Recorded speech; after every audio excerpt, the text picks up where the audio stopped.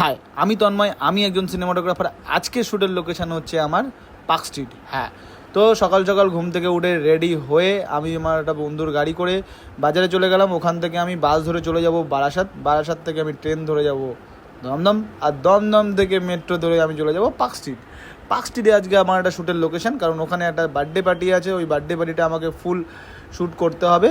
তো সেটারই কল এসেছিলো আমার কাছে দুদিন আগে। তো সেটা আমি বেরিয়ে গেলাম শ্যুটের জন্য। আমি এখন যাচ্ছি স্টেশন থেকে ট্রেন ধরবো।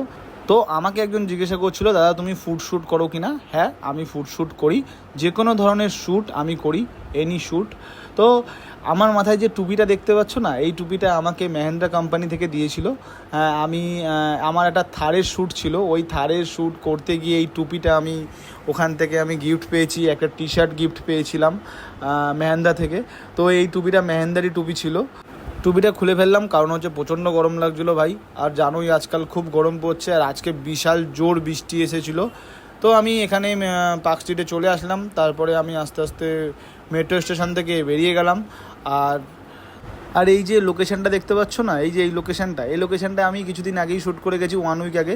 সেটার ব্লগও আমার পোস্ট হয়ে গেছে, তোমরা সবাই দেখো ব্লগটা। তো এখানে আকাশের ওয়েদার খুবই খারাপ, কারণ ভাই বিশাল বিদ্যুৎ চমকাচ্ছিল। হ্যাঁ, মানে ভাই যা বৃষ্টি এসেছিলো না ভাই, এদিকে হাওয়া দেওয়া অলরেডি চালু হয়ে গেছে দেখতে পাচ্ছ। আর আমি এদিকে দৌড়চ্ছিলাম, কারণ হচ্ছে ভাই যা হাওয়া দিচ্ছিল আর যা বিদ্যুৎ চমকাচ্ছিল ভাই, খুব বাজে রকমভাবে বিদ্যুৎ চমকাচ্ছিল। তারপরে আমি চলে আসলাম লিফটে করে আমি চলে যাব 3 নম্বর ফ্লোর, ওখানেই আমার শ্যুট আছে। আর আজকে শ্যুটের লোকেশান হচ্ছে এটা। এখানে আজকে পুরো শ্যুট করতে হবে।